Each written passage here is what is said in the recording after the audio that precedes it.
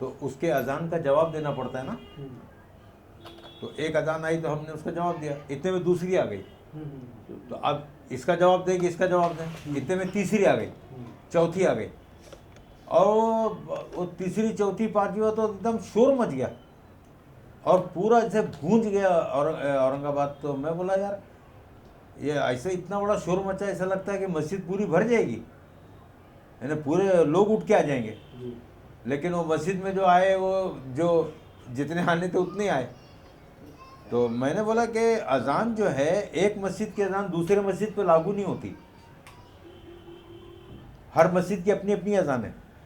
तो अपनी अपनी अजान है तो उसी मस्जिद के दायरे तक है वो, क्योंकि बाजू वाले मस्जिद में अभी हो रही ना, तो उस जहाँ हो रही है उसका दायरा अपना है, जिस मस्जिद में अजान हो रही है उसके अपने दायरे के लिए अजान है वो।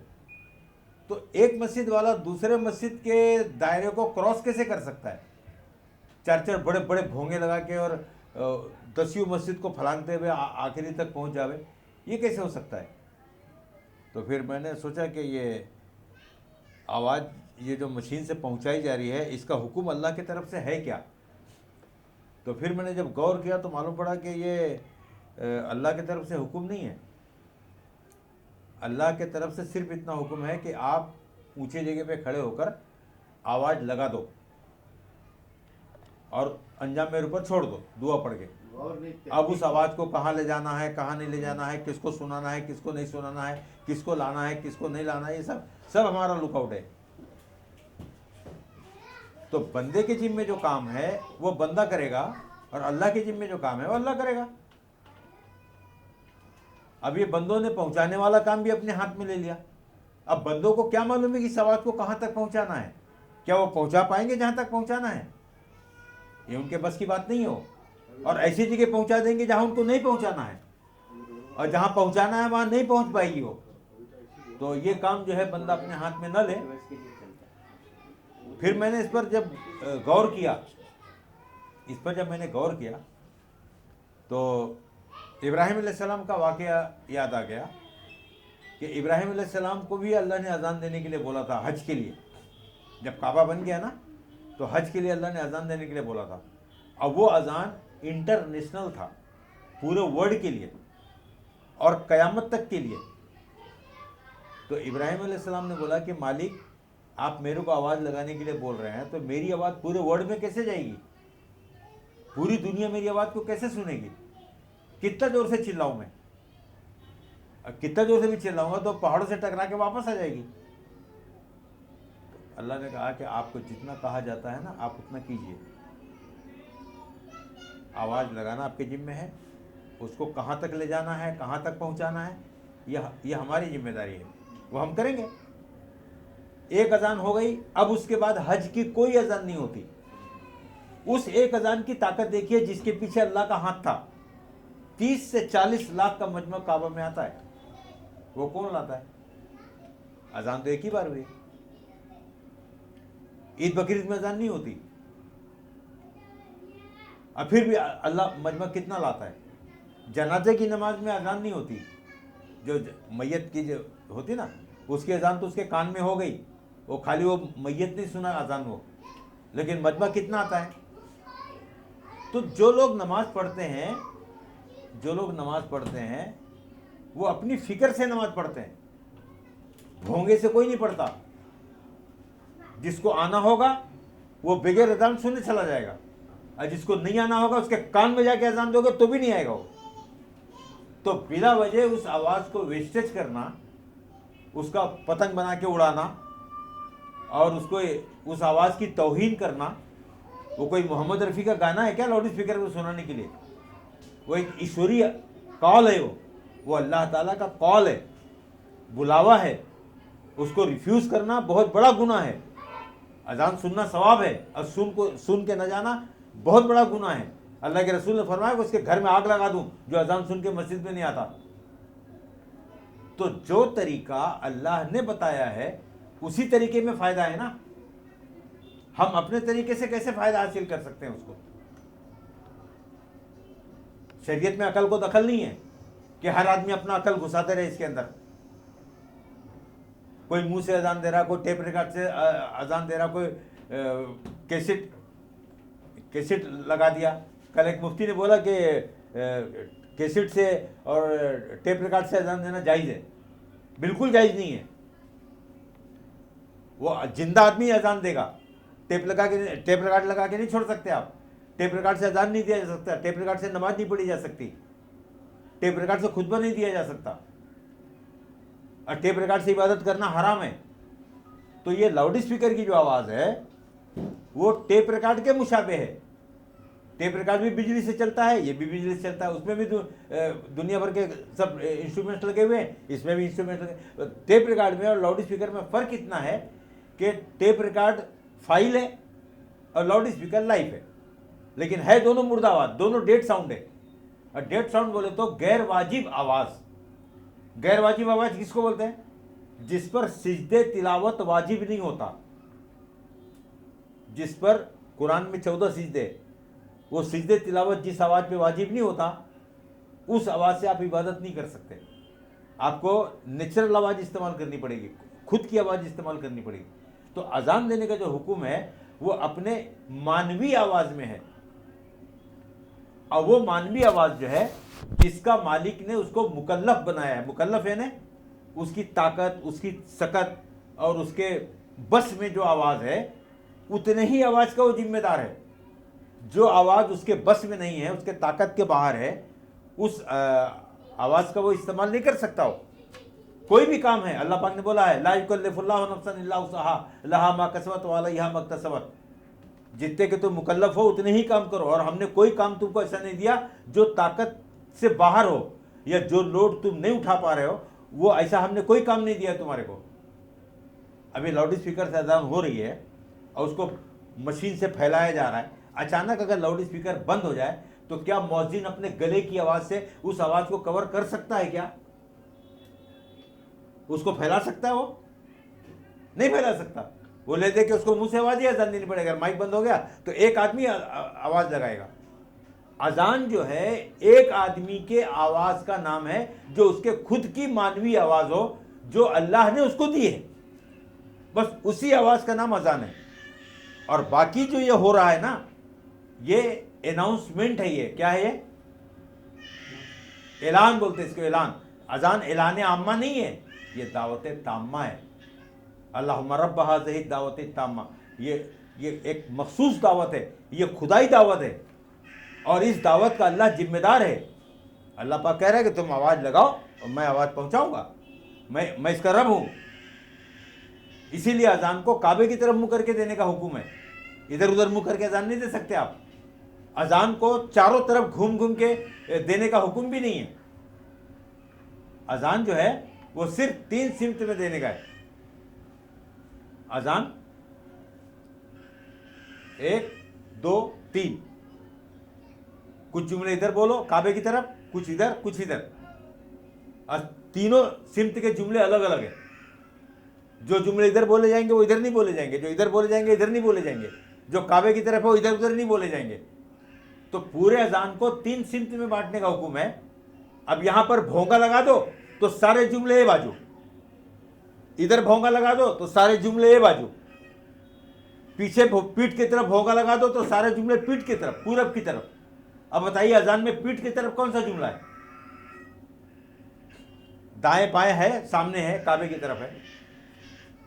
और जो जुमले काबे की तरफ है ना, उसका ताल्लुक अल्लाह से है। बंदों से जिन अल्फाज का ताल्लुक है वो हय्या अलस सलाह हय्या अलल फलाह, ये इतने जुमले का ताल्लुक बंदों से। और जो काबे की तरफ बोला जा रहा है ना, उसका सरासर ताल्लुक अल्लाह से है, क्योंकि उसमें अल्लाह की बड़ाई बयान हो रही है। अल्लाहु अकबर अल्लाहु अकबर, तो ये जुमला अल्लाह को बोला जा रहा है। अशहदु अल्ला इलाहा इल्लल्लाह अशहदु अन्ना मुहम्मद रसूलुल्लाह, ये गवाही दी जा रही है। क्या दी जा रही है? गवाही दी जा रही है। तो गवाही किसके सामने दी जाएगी? जो जज होता है, जो फैसल होता है, जो फैसला करता है, गवाही उसके सामने दी जाती है। आप कोर्ट में आप गवाही दोगे तो किसके सामने गवाही दोगे? जज के सामने ना, कि पब्लिक के सामने? ये गवाही पब्लिक को नहीं दी जा रही है, ये गवाही अल्लाह को दी जा रही है। अल्लाह गवाही ले रहा हमसे। जब गवाही लेगा उसके बाद फैसला करेगा। सारे फैसले गवाहों की बुनियाद पर होते हैं। तो वो बजाय अल्लाह के सामने गवाही पेश करने के वो पब्लिक के सामने गवाही पेश कर रहा है। तो पब्लिक क्या फैसला करेगी इसका? पब्लिक जज है क्या? जज तो अल्लाह है।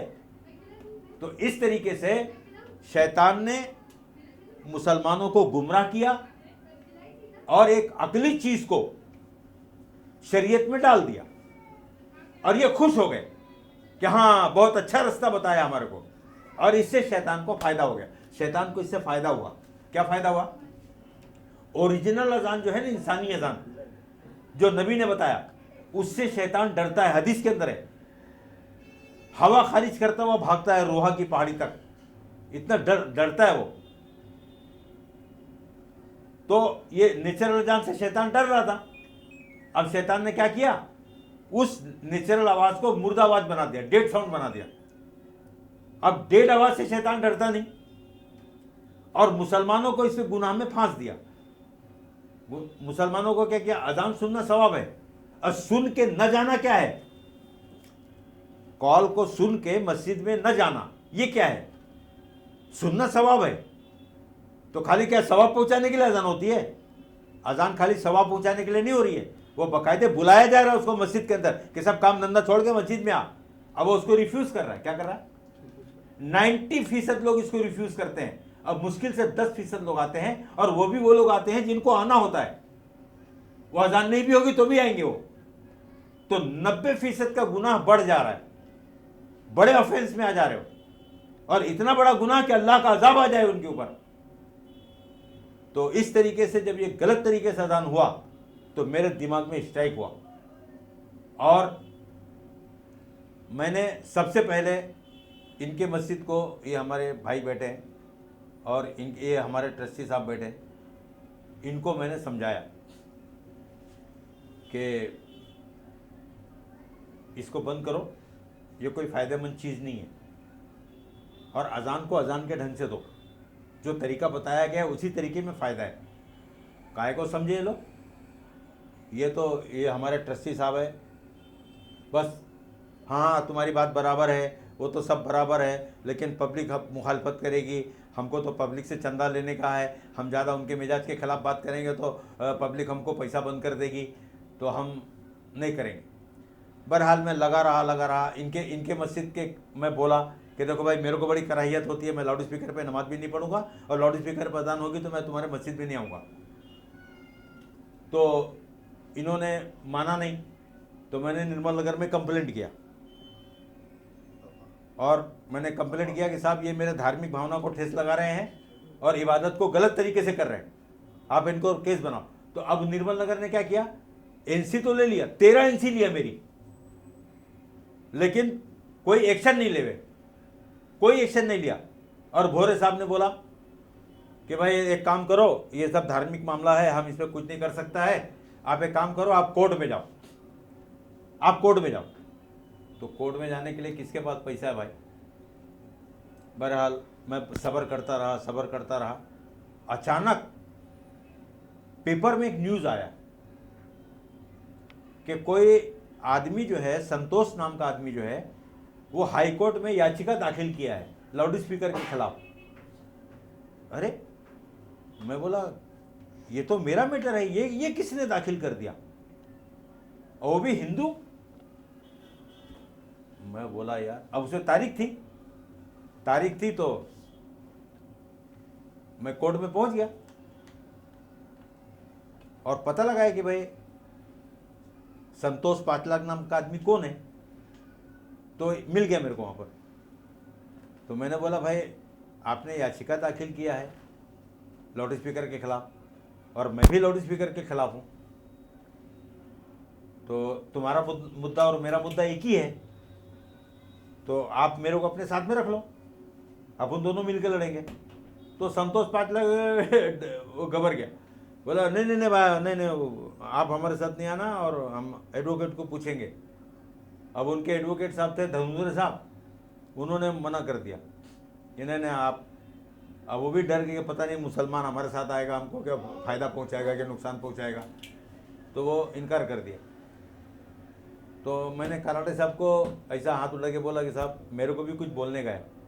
तो कराटे साहब ने बोला कि ऐसा हाथ उठा के नहीं होता, आप लीगल तरीके पे आओ, ऑफिशियली आओ, आप खुद याचिका दाखिल करो।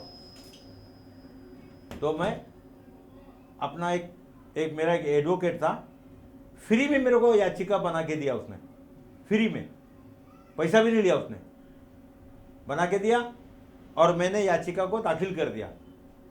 तो मेरे को नंबर मिल गया उसका, 24 नंबर, 24 नंबर मिल गया।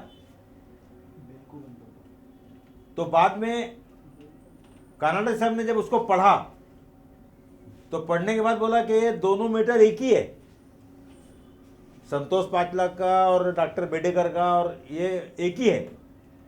तो कानाडा साहब ने उसको वो केस में जोड़ दिया। अब कानाडा साहब ने जोड़ दिया तो मैं क्या करूं? अब वो जब उनकी तारीख पढ़ने लगी तो मेरी भी पढ़ने लगी, उनकी पढ़ने लगी तो मेरी भी पढ़ने लगी, साथ साथ में तारीख पढ़ने लगी। तो बहुत दिन तक तो तारीख ही पढ़ी, तारीख पढ़ी तो मेरा दिमाग खराब हो गया, मेरे पैर में जख्म भी था, मैं खड़ा नहीं हो पाता था। तो मैंने कानाडा साहब को बोला कि साहब तारीख पे तारीख मिल रही है, कुछ सुनवाई भी होगी कि नहीं होगी? तो कानाडा साहब ने बोला बोलो। अब मैं इन पर्सन था, मेरा कोई वकील भी नहीं था, मैं खुद ही वकील था उसका। तो कानाडा साहब ने एक दिन मेरे को चांस दे दिया, तो मैंने पेट भर के जो बोलने का था मैंने बोल डाला, और कुरान के हदीस से बोला कि अल्लाह ताला ने सिर्फ आवाज़ लगाने का हुक्म दिया है, चाहे वो पूरी दुनिया के एतबार से हो या पूरे मदीने के एतबार से हो या मोहल्ले के एतबार, शहर के एतबार से हजरत बिलाल ने सिर्फ आवाज़ लगाई, पूरे दुनिया के एतबार से इब्राहिम अलैहिस्सलाम ने आवाज़ लगाई, और मोहल्ले के एतबार से एक मुअज्जिन आवाज़ लगाएगा। तो जो अल्लाह बड़े पे कादिर है वो छोटे पे कादिर नहीं है। अल्लाह के लिए भारी है ये कि एक मोहल्ले को एक अजान पे जमा कर दे, बिल्कुल अल्लाह ताकतवर है। तो उस अल्लाह के भरोसे ही अजान देना चाहिए। बस कानाडा साहब ने बोला बिल्कुल सही है, 2 मरतबा मेरी बात को सुना। उसके बाद पता नहीं उनके दिमाग में क्या आया कि वो उस मैटर को 13 नंबर में ट्रांसफ़र कर दिया ओक साहब के पास। तो वो ओक साहब के पास चलने लगा, तो उसमें भी तारीख पढ़ने लगी खूब। तो फिर एक ओक साहब से मैंने बोला कि साहब आप भी बहुत तारीख दे रहे हो, मेरी कभी सुनोगे आप? तो ओक साहब को मालूम ही नहीं था कि मैं इसमें हूं, इंटरव्यूनर हूं। तो उन्होंने बोला आप इसके अंदर हैं क्या? अरे हमने कहा साहब मेरा 24 नंबर है ना, देखिए ना। बोला अच्छा ठीक है, आप कल आइए, आप कल हम आपको मौका देंगे बात करने का। बस दूसरे दिन धमक पड़ा मैं, और ओक साहब से भी मैंने, और बाजू में जज थे वो सैयद अमजद नाम था उनका, मुसलमान थे वो। तो मैंने ओक साहब को कम और सैयद अमजद साहब को ज़्यादा टारगेट किया। मैं बोला कि तो मुसलमान है ना, तो ये समझेंगे कि मैं कुरान से बात कर रहा हूँ कि कहाँ से बात कर रहा हूँ। तो मेरे बात से सैयद अमजद साहब बहुत मुतासिर हुए और मेरे से पूछे आप कहाँ रहते हैं? मैं बोला साहब मैं बांद्रे में रहता हूँ, बहराम पाड़े में। और बहराम पाड़े में मैंने समझा बुझाकर 4 मस्जिदों में मैंने माइक बंद करवा दिया है। अरे वाह। बहरहाल मैंने ओक साहब से बोला कि लाउड स्पीकर का अजान से रत्ती बराबर भी संबंध नहीं है, बिल्कुल भी हमको अल्लाह के मैटर में हाथ डालने का बिल्कुल हुक्म नहीं है, हमको सिर्फ आवाज़ लगा देना है बस। और अगर इस अजान को लोगों ने बिगाड़ा, तिकड़मबाजी किया और ज़्यादा फायदा हासिल करने के लिए इसके अंदर कुछ अल्टर फल्टर किया, कोई बदलाव किया, तो ये अमल बजाय फायदा पहुंचाने के नुकसान पहुंचा देगा। अब पहुंचा दिया, हाहाकार मच गया, ये अजान क्रिमिनल बन गया और क्रिमिनल बन के अदालत में पहुंच गया। पहले वो डॉक्टर बेडेकर ने सिविल मैटर दाखिल किया था, लेकिन कनाडा साहब ने जब देखा, जब गौर किया, तो मालूम पड़ा कि ये सिविल मैटर नहीं है, ये तो क्रिमिनल मैटर है। तो वो पीआईएल जो था, जो सिविल था, वो क्रिमिनल बन गया और इस पर किसी ने आज तक सजा नहीं तय की। ओक साहब ने इस पर सजा तय किया कि ये सरासर क्रिमिनल मामला है, और जो आदमी इसको पार्ट ऑफ मजहब बनाएगा, लाउड स्पीकर का यूज, देखिए इसमें लिखा हुआ है कोर्ट ऑर्डर के अंदर कि लाउड स्पीकर का यूज जो है वो पार्ट ऑफ रिलीजन नहीं है। ये लाउड स्पीकर का बुनियादी हक नहीं है इसके अंदर, क्योंकि धर्म जो है 1400 बरस पुराना है और लाउड स्पीकर 150 साल हुआ बना हुआ है, तो ये बुनियाद पे कैसे आ सकता है? ये लाउड स्पीकर को निकालना, धर्म को कोई खतरा नहीं है, धर्म अपने आप में खड़ा है, धर्म अपने आप में मुकम्मल है, धर्म अपने आप में कामिल है। वो लंगड़ा बैसाखी नहीं है कि उसको लाउड स्पीकर का सहारा देकर उसको ताकतवर बनाओ। धर्म अपाहिज है क्या? नहीं। बहरहाल मैंने इन लोगों को समझाया, बहुत दिन के बाद, तकरीबन 15 साल के बाद ये लोग समझे और मुझसे कहा कि किस मुफ्ती का फतवा है, किस मुफ्ती ने मना किया है। तो मैंने, मेरे पास तमाम फतवे थे, 64 मुफ्तियों के फतवे हैं मेरे पास कि लाउड स्पीकर पे नमाज पढ़ना हराम है। तो जब लाउड स्पीकर में नमाज हराम है तो अजान कैसे हलाल है? अब लोग मिसाल देते हैं मक्का मदीना की, तो मक्का मदीना में बादशाह ने ऑर्डर दिया है वो करने का, बादशाह का ऑर्डर है, वो अल्लाह का ऑर्डर नहीं है। तो बादशाह का ऑर्डर कहां तक चलेगा? जहां तक उसकी बादशाहत है। बादशाह का ऑर्डर जहां तक उसकी बादशाहत है वहीं तक चलेगा। सारी दुनिया में सऊदी के बादशाह की बादशाहत नहीं है, सारी दुनिया में अल्लाह की बादशाहत है। जो सऊदी के बादशाह का भी बादशाह है वो है, तो सारी दुनिया में किसकी चलेगी? अल्लाह की चलेगी, अल्लाह के रसूल की चलेगी। तो सऊदी का जो बादशाह है वो अपने सऊदी में चलावे, और जब अल्लाह ताला उससे हिसाब लेगा तो वो सऊदी का बादशाह उसको जवाब देवे कि मैंने सही किया कि गलत किया। लेकिन सारी दुनिया के अंदर कलमे वाली बात चलेगी, ला इलाहा इल्लल्लाह और मोहम्मद रसूलुल्लाह, अल्लाह का हुक्म और हुजूर का तरीका, ये पूरी दुनिया में चलेगा। और इस तरीके में कोई लफड़ा नहीं है, कोई फसाद नहीं है, कोई झगड़ा नहीं है।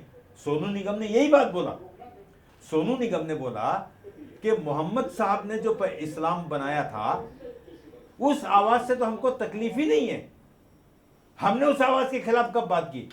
ये एडिसन ने बिजली बनाया और माइकल ने माइक बनाया, और बिजली और माइक मिलके अजान में घुस के वो हमको जो तकलीफ पहुंच रही है वो माइकल और फर्नांडिस के इस्लाम से हो रही है।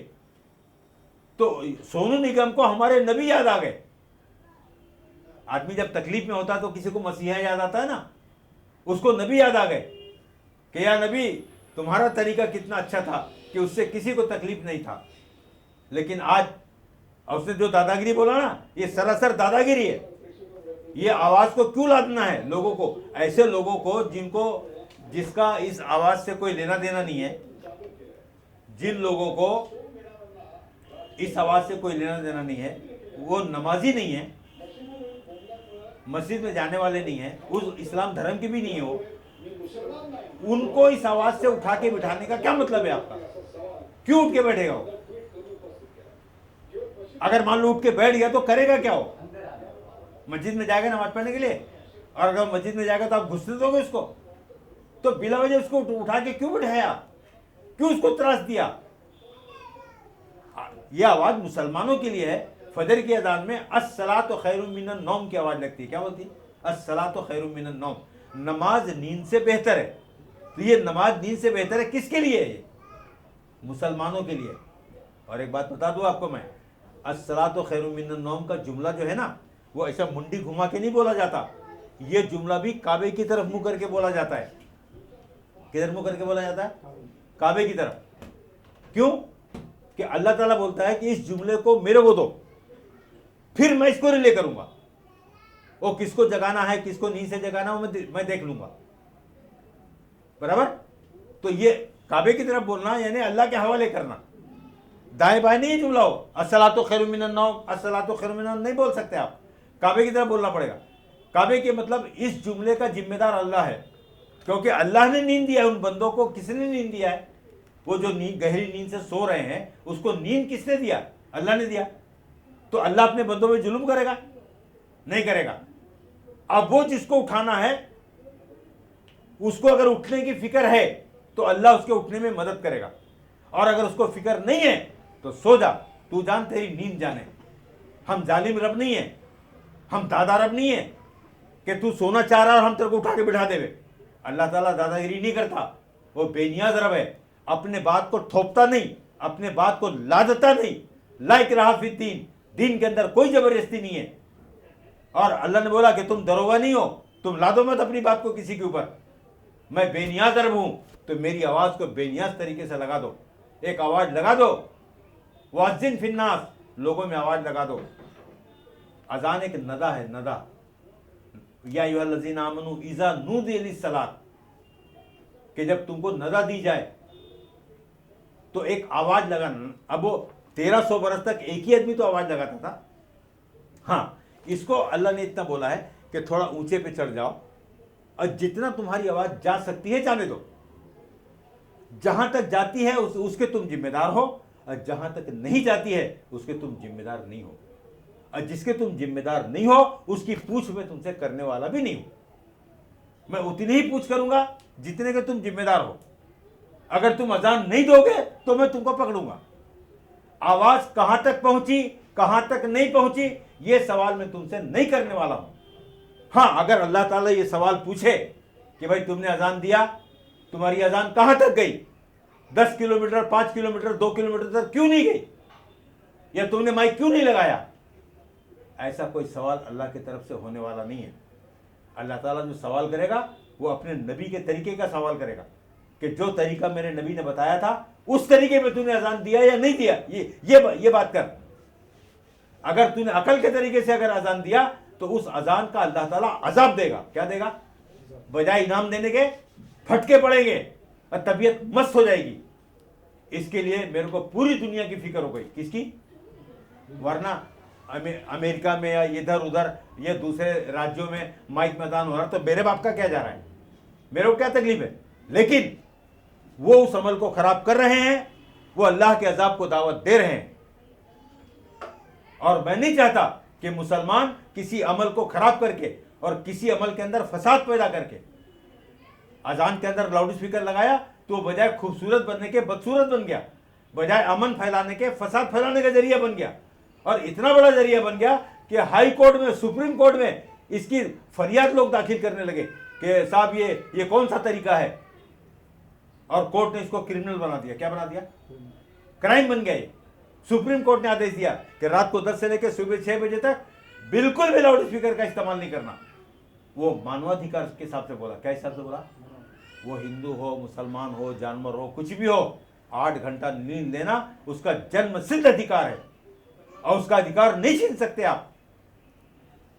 सोने दो, अगर वो सोता तो सोने दो उसको, उसके ऊपर परेशानी मत करो, मत उसको उठा के बिठाओ, उसके ऊपर ज्यादा एहसान करने की जरूरत नहीं है कि नहीं तू उठ जा, तू उठ जाएगा तो काम धंधे पे जाएगा, रियाज करेगा, गाएगा, वो सब तुमको समझाने की जरूरत नहीं है। उसको गाना होगा, सोनू निगम को गाना होगा तो अपनी फिक्र से उठेगा, तुमको ना था उसको उठाने वाला। तो ये दादागिरी जो है ये अल्लाह बिल्कुल बर्दाश्त नहीं करेगा। अल्लाह न जालिम है और न जालिमों को बर्दाश्त करता है वो। तो अल्लाह ताला ने इस बात को उठाया है। मेरी क्या औकात है यार, मेरे पास कहां पैसा था कोर्ट में जाने का, लेकिन मालिक ने मेरी मदद किया और 140 पेज का ऑर्डर आ गया। ओक साहब ने खाली 4 दिन तक ना ये खाली ऑर्डर लिखा है और बोला है कि इस ऑर्डर के खिलाफ अगर किसी ने किया, या तो इस ऑर्डर को तुम चैलेंज कर दो सुप्रीम कोर्ट के अंदर, चलो हम बरी हो जाते हैं, सुप्रीम कोर्ट जाने और तुम जानो। लेकिन अगर तुमने इसको चैलेंज नहीं किया और हम उसको तारीख देंगे, उस वक्त तक तुमने इसको चैलेंज नहीं किया तो ये ऑर्डर पूरे हिंदुस्तान में लागू हो जाएगा। क्योंकि यूनियन ऑफ इंडिया को भी बुलाया था ओक साहब ने, भारत सरकार को बुलाया था कि ये फैसला है, इसके बारे में आपका क्या कहना है। तो भारत सरकार ने बोला कि हम आपके फैसले से सहमत हैं। तो बोले इसको पूरे इंडिया में लागू करना पड़ेगा। बिल्कुल लागू कर देंगे हम। तो अब ये ऑर्डर आ गया, अब इसका इंप्लीमेंट करना ये शासन का काम है। और एक बात बताऊं, अभी हमारे जो मुस्लिम पर्सनल लॉ बोर्ड के अध्यक्ष हैं उनको IBN TV 9 के अंदर बुलाया और उनसे पूछा कि आप सुप्रीम कोर्ट के या हाई कोर्ट के आदेश को नहीं मानते। तो बोलते मानते हैं, ऐसा कैसा नहीं मानेंगे, हमको ऐसा हुक्म नहीं कि कोई आदेश सुप्रीम कोर्ट या हाई कोर्ट दे उसको हम ना माने।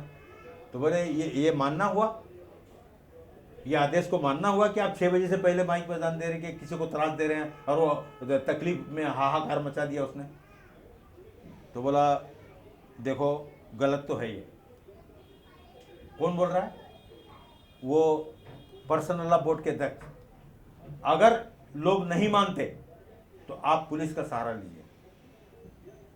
पर्सनल लॉ के बोर्ड के अध्यक्ष ने खुद परमिशन दिया कि जो चीज गलत है वो, पहले तो उन्होंने माइक मैदान की तारीफ की, लेकिन वो एंकर जो था ना उनको घेर लिया ऐसा घेरा कि उनकी बोलती बंद हो गई।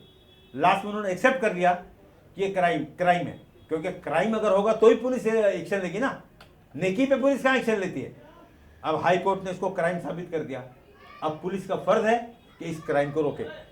मैंने तो बोला था कि 5 अजान को बंद करो, एक भी अजान माइक पे जायज नहीं है। माइक में अजान देना हराम है।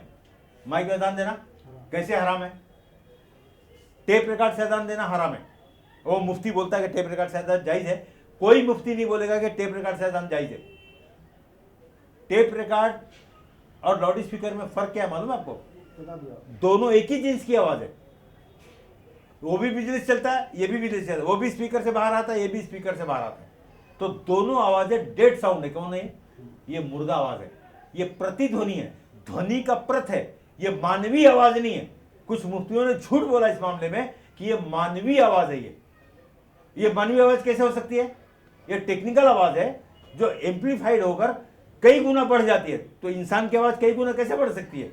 जो कई गुना बढ़ रही है वो मशीनी आवाज है, और जो तुम बोल रहे हो ये मानवीय आवाज है। जो अल्लाह ने बनाया वो मानवीय आवाज है, तुमने मशीन से बनाया वो कृत्रिम आवाज है, बनाई हुई आवाज है। उसको साइंस ने क्रिएट किया है, तब जाके वो मशीन से निकला बाहर। तो कृत्रिम आवाज, मुर्दा डेड साउंड में अजान देना मना है। जैसे टेप रिकॉर्ड से अजान देना मना है, वैसे लाउड स्पीकर से भी अजान देना मना है। टेप रिकॉर्ड से नमाज पढ़ना मना है, तो टेप रिकॉर्ड से अजान, आप लाउड स्पीकर से भी नमाज नहीं पढ़ सकते। अभी आपको मैं 64 मुफ्तियों के फतवे बताऊं मेरे पास है, कि उन्होंने बोला है कि लाउड स्पीकर का इस्तेमाल इबादत में ना करो। हाँ, लाउड स्पीकर जायज है। किस में जायज है मालूम है आपको? जो एक्सटर्नल मामला है, जैसे ऐलान है, बयान है, भाषण है, तकरीर है, ये इबादत नहीं है, ये जरूरत है। तो जहां जरूरत है वहां इसको इस्तेमाल करो, और जहां जरूरत नहीं है, नमाज एक्सटर्नल नहीं है, इंटरनल है। वो मजहब के अंदर का पार्ट है वो। देखो, एक्सटर्नल और इंटरनल के कानून अलग अलग हैं। आपको बता दो, मिसाल के तौर पर मेडिकल है तो एक दवा एक्सटर्नल लगती है और एक दवा इंटरनल लगती है। इंजेक्शन है, गोली है, आपको इंटरनल खाना पड़ेगा, और कोई मलहम वगैरह है तो आपको एक्सटर्नल लगाना पड़ेगा। तो एक्सटर्नल को एक्सटर्नल जगह में यूज़ करो और इंटरनल को इंटरनल जगह में यूज़ करो। अगर आपने इंटरनल को लगा दिया और एक्सटर्नल को खा लिया, बीटेक्स को पाव में लगा के खा गया आप, तो खुजली मिट जाएगी उससे कि जान से जाओगे। वो कहाँ यूज करने का वो देखो आप। दूध को अगर बिरयानी खिचड़ में, नींबू को बिरयानी खिचड़ में निचोड़ोगे तो टेस्ट बढ़ जाएगा, और उसी दूध को, उसी नींबू को दूध में निचोड़ोगे ना तो फट जाएगा। पानी को मुंह में डालोगे तो प्यास बुझ जाएगी, और नाक में डालोगे तो मर जाओगे। वो छेदा, इसका मतलब है कि नाक में डाल दो। लाउड स्पीकर बहुत अच्छी चीज है, इसका मतलब ये नहीं कि आप इबादत में घुसाड़ दो उसको। बात समझ रही ना? तो सब मिला के हमको पूरे दुनिया की फिक्र है, वो खाली हिंदुस्तान की फिक्र नहीं है। मैं सऊदी गवर्नमेंट से ही बोलने वाला हूं कि अगर परमिशन खाली मक्का मदीना के लिए मिलेगा, क्योंकि वो आउट ऑफ कंट्रोल मजमा है, लेकिन आम मस्जिदों में जो लाउड स्पीकर लगा के सऊदी गवर्नमेंट नमाज पढ़ा रही ना, ये बिल्कुल गलत है। बात समझ रही? बस हम कोशिश कर रहे हैं भाई, अल्लाह ताला हमारी मदद करेगा। और ये बात अल्लाह ने उठाई है, सोनू निगम को भी अल्लाह ने खड़ा किया है, मेरे केस को भी अल्लाह हाई कोर्ट ले गया, मैंने जज साहब से बात किया, तो अल्लाह चाहेगा तो ये काम हो जाएगा, और इसी में अमन है और इसी में शांति है। बराबर? चलो, थैंक यू।